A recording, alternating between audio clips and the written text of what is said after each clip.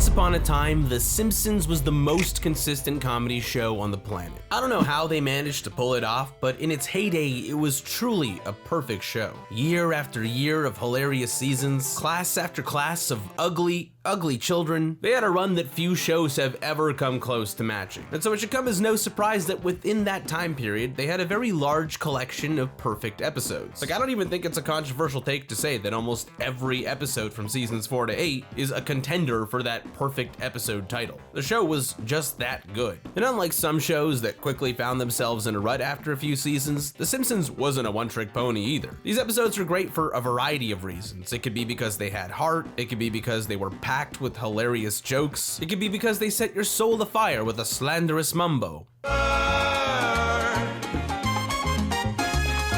The point is that the show, at its peak, was very multifaceted in its perfection. They really had it all and seemed to know no bounds. So when an episode came out that somehow managed to stand out amongst the rest, you knew that meant that there was something extra special about it. Something that truly made it iconic and able to separate itself from the already vast ocean of perfect episodes. Well, when I think of episodes like that, there's one in particular that immediately comes to mind. It's an episode that quickly became a fan favorite, that stood out in a season which was already filled to the brim with classics, and of course, it is, in my opinion, the most iconic and important Sideshow Bob episode in the entire series. I'm of course talking about Season 5's Cape Fear.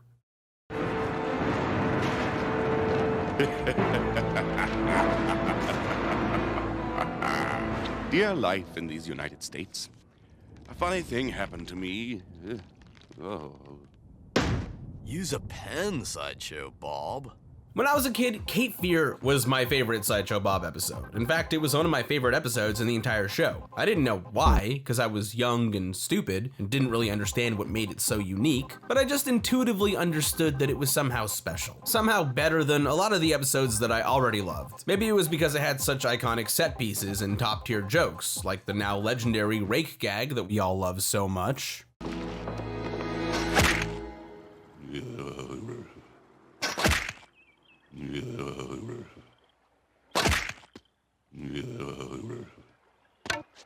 Today I'm older, wiser, and still stupid, but I think I have a better idea of why Cape Fear stands out so much as a great episode. It's because it's from the David Merkin era, and everything David Merkin did was perfect. Wait, what? It's not from the David Merkin era? It was a holdover from the Gene and Reese era. Then why'd you put that in the script, you stupid Okay, yeah, it's not because of the showrunner. I just really like David Merkin. I wanted to work that into the script somehow. The real reason that this episode is so special is because it does something that no Simpsons episode before it ever really did, which was asking and answering a very simple question. What if we did a regular Simpsons episode and made it like a Treehouse of Horror? Now, obviously, it's not exactly like a Halloween episode because it's not supernatural and it doesn't feature any of the main cast dying, but in many ways, Cape Fear has more in common with a story like The Shinning than it does any episode before it. I mean, hell, they even made it the basis of a Treehouse of Horror episode over 30 years later. So clearly their own writing team has made this connection too. You only ask me to sing to forestall your gruesome end. Guilty as charged.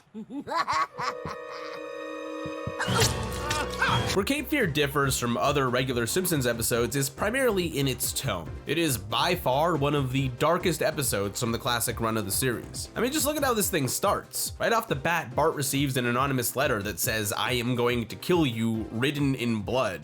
That's f***ed up. And it's a far cry from the show's typical lighthearted vibe. Most Simpsons episodes at this time were focused on simple yet relatable story ideas. Homer tries to give up beer for a month, the kids attend a terrible summer camp, Bart gets expelled from school. The topics could sometimes err on the more serious side of things, but rarely were they ever so intimidating and life-threatening. Cape Fear, on the other hand, is built different right out the gate. The entire first act is essentially dedicated to cultivating a sense of fear and dread that carries through the entire story. Bart is receiving death threats everywhere he goes, and because it's anonymous, anyone can be behind it, which creates a genuine feeling of terror within Bart as the story moves forward. He isn't laughing in the face of danger like he usually would. This isn't America's bad boy as we've come to know him. This is a scared kid who's having his life legitimately threatened. And the episode goes out of its way to show us how on edge this is really making him. The girls are calling you fatty, fat, fat, fat. And Nelson's planning to pull down your pants, but nobody's trying to kill you. That's good.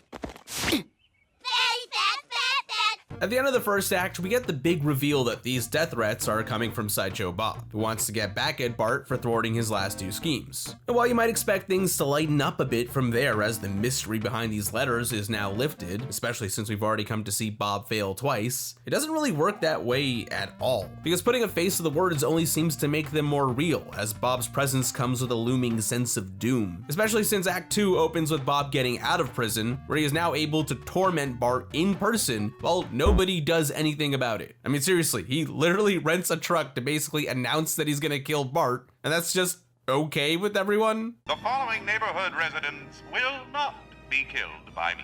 Homer Simpson, Marge Simpson, Lisa Simpson, that little baby Simpson.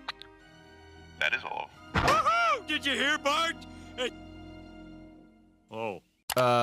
Rest in peace everyone else in that neighborhood? Yeah, I don't know about you, but that really creeped me out as a kid. It almost has this Homer's enemy quality to it, where the town feels kind of complicit in what's happening by being so apathetic. I mean, Bob is clearly acting deranged, but nobody is doing anything about it, so Bart only ends up feeling more vulnerable as the episode goes on. It's a very subtle but clever way to use the world they created to facilitate that darker tone. And then of course, finally, with the third act, when we get the confrontation between Bart and Bob, they go out of their way to make it feel as chilling as possible. They're isolated on a boat in the middle of nowhere, the family has already been tied up and dealt with, Dad's been drugged. No, he hasn't. To me, this feels like a legitimately hopeless scenario. And it's clear that they really wanted to emphasize the fact that Bart has nowhere to run and nobody to help him, because he's on his own and is literally surrounded by danger. Uh-oh.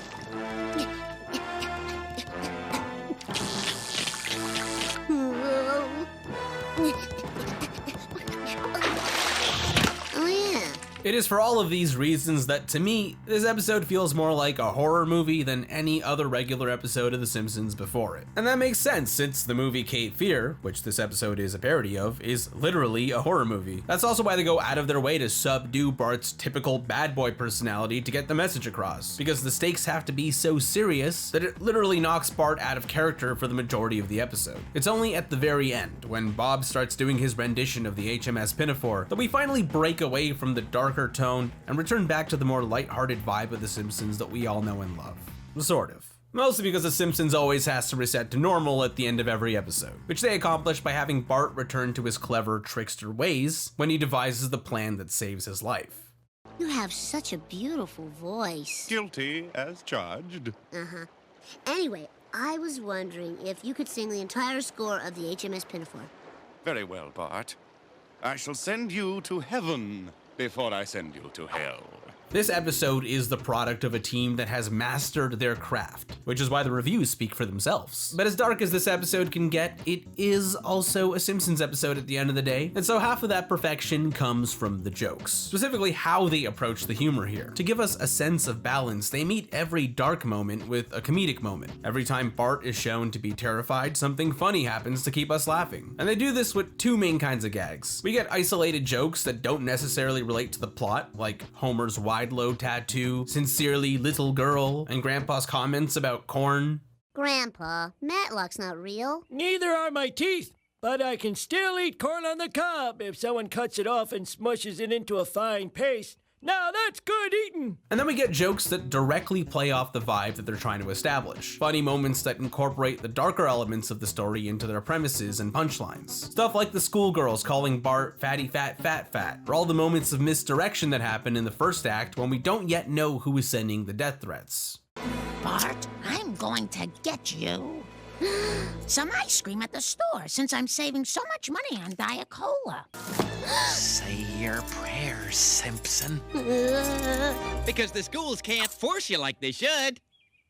Also, you know, obligatory mention of the Homer scaring the shit out of Bart scene. Bart, you want some brownie before you go to bed? Ah! Come on, let me cut you a brownie while they're still hot. Dad, I'm kind of edgy right now. Personally, I find the latter gags to be the stronger ones in the episode because they feel the most grounded in the narrative, as opposed to something that's funny, but could be attached to basically any episode, like the Rainier Wolfcastle bit at the start. I mean, does it make me laugh? Absolutely. But it's easy to forget that it came from Cape Fear because it's not really relevant to the story in any way. But hey, that's just me. I'm a South Park guy, so I like my humor to be contextual to the plot. Besides, that gag really makes the writers seem like a bunch of homosexuals. Oh, maybe you all are homosexuals too. This is horrible. The Slush. network has sunk to a new low. Now, a big reason for why this episode has so many gags like that is because the script was originally 8 minutes too short when it was first finished. And so in order to beef up the runtime, they added in a bunch of jokes after the fact. In some cases, this led to unrelated bits like the ones we just discussed. And in other cases, it led to moments like the rake gag going on for as long as it did. So ultimately, the limitations they were working with actually ended up making the episode funnier, which I see as a byproduct of the writing team being in their prime. Also, I don't know if that includes the Mr. Thompson bit, but I wouldn't be surprised if it did based on how long it goes on for. Oh, now when I say hello, Mr. Thompson, and press down on your foot, you smile and nod. No problem. Hello, Mr. Thompson. I think he's talking to you.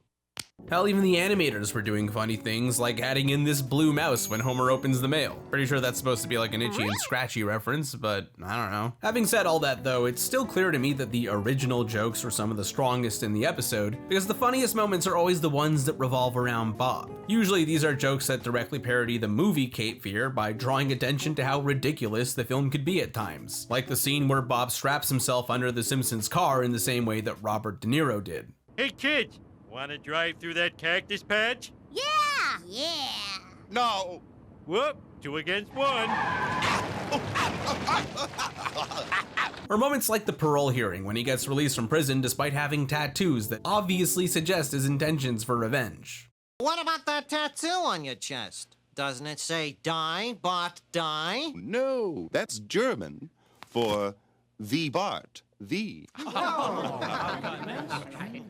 No one who speaks German could be an evil man. Anyone else ever wonder why the blue-haired lawyer is defending Bob here? And why are so many people at his parole hearing? And where's my Danish? Yeah, I know I'm on, but I don't care. I don't read the news until I get my Danish. Anyways, if you're not already convinced to the perfection that is Cape Fear, then I still have one last point to make, which is that this is the most important Sideshow Bob episode of all time because it defines everything about his character. Think about it. Today it's easy to take a lot of Sideshow Bob's core qualities for granted, but you have to remember that there was a time when his character was far less developed. By this point in the show, he only had 2 main appearances under his belt, Krusty Gets Busted and Black Widower. In those 2 episodes, he tries to replace Krusty and kill Aunt Selma respectively. So what we knew about him at this time was that he was an evil genius with highbrow tastes, and that was pretty much it. That's all we knew about his character, at least until this episode. For example, Cape Fear is the first time that Bob has ever been shown to try to kill Bart Simpson. That's a huge part of his character that was first defined in this episode. And I think that the reason that character trait lasted so long is because this episode portrays him as a razor focused on the goal of killing Bart throughout the entire thing. Surprise boy in bed. And, disembowel him. No, I don't like that bowel in there. Gut him. Ah, le mot juste. And of course, he only doubles down on that motivation in future episodes because Bart manages to outsmart him by playing off of his hubris, which is another key character trait of his that gets established in Cape Fear. Bob can't stand to be outsmarted, and he has a massive ego that often gets him in trouble. It's how Bart manages to outsmart him during their confrontation, and it's later reinforced in the episode Sideshow Bob Roberts, where he confesses to rigging the mayoral election in Springfield after Bart and Lisa do a little reverse psychology on him. Only I could have executed such a masterpiece of electoral fraud. And I have the records to prove it. Here, just look at these. Each one a work of Machiavellian art. But perhaps the most iconic aspect of Sideshow Bob that originally came from this episode is his theme music. Prior to this point, Bob does not have a theme that accompanies his appearances. That's why first-time viewers didn't know that he was the one sending Bart death threats at the beginning of the episode, despite the fact that his theme music is playing before the big reveal. But this episode introduces that theme, which is actually just a variation of the Cape Fear theme from the 1991 film.